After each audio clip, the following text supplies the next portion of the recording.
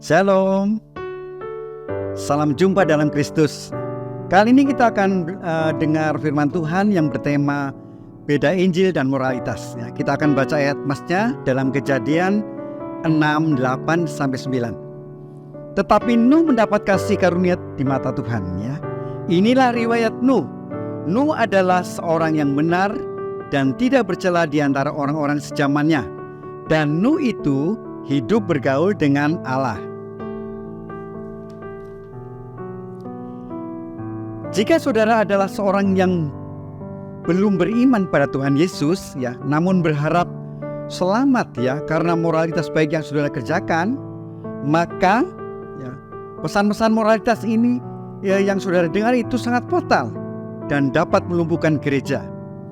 Bila setiap ibadah kita mendengar pesan moral yang sama dari tokoh yang berbeda, ini akan sangat fatal dan dapat menjalar bagikan sel-sel kanker yang dapat menggerogoti iman jemaat.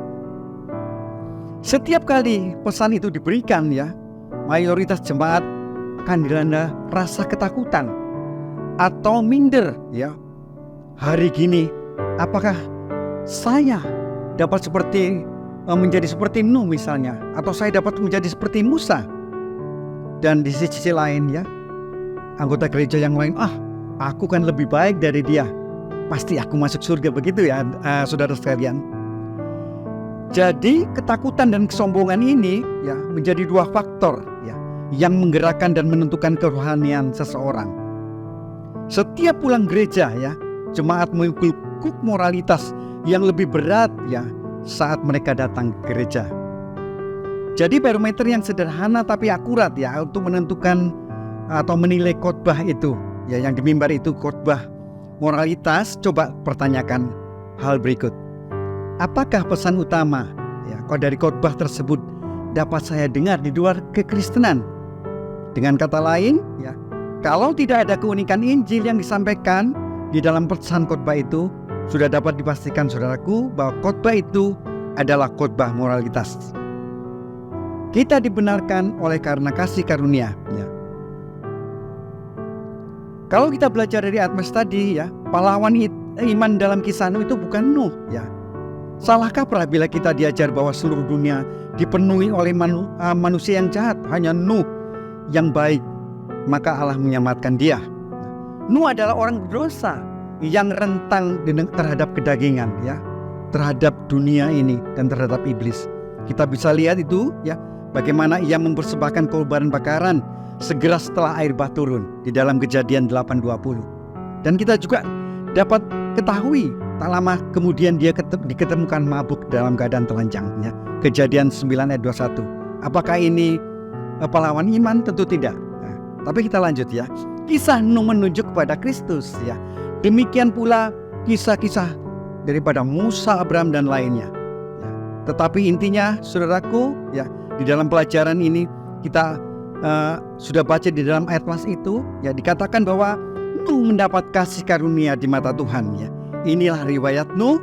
Nuh adalah seorang yang benar dan tidak bercela di antara orang-orang sejamannya. Dan Nuh itu saudaraku mendapat kasih karunia karena ia bergaul dengan Allah. Dalam ayat tersebut frasa kasih karunia muncul untuk pertama kalinya di Alkitab. Mengapa Nuh disebut orang yang benar? Karena ia mendapat kasih karunia Allah. Bukan karena ia bermoral, bahkan bukan karena ia memiliki bibit moral yang baik. Tetapi dalam dunia yang syarat dosa, Allah dalam kedaulatannya memutuskan untuk tidak menghakimi Nuh. Jadi keselamatan dari zaman ke zaman sama. Kasih karunia yang diberikan oleh Allah yang berdaulat untuk bagi kita orang berdosa diterima dengan iman, dan itulah yang disebut menyebabkan orang berdosa itu dibenarkan oleh Allah. Yesus adalah Batra yang menyelamatkan. Kita tahu saudaraku di antara kita tidak dapat untuk masuk ke dalam Batra yang dapat menyelamatkan itu. Nuh tidak dapat saudaraku Saudara dan saya juga tidak dapat.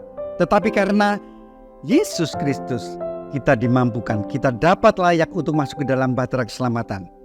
Batra Nuh itu menunjukkan kepada Yesus Kristus. Yesus Kristus tenggelam dalam derasnya air bah kemarahan Allah atas dosa ya, supaya kita diselamatkan darinya. Nuh juga menunjuk kepada Yesus, ya, sama seperti Nuh dalam bahtera, ya, ketika ia dimulai untuk menciptakan ciptaan baru, demikian pula Yesus bangkit, ya, dari kematian untuk memulai umat yang baru, yaitu gerejanya saudara dan saya.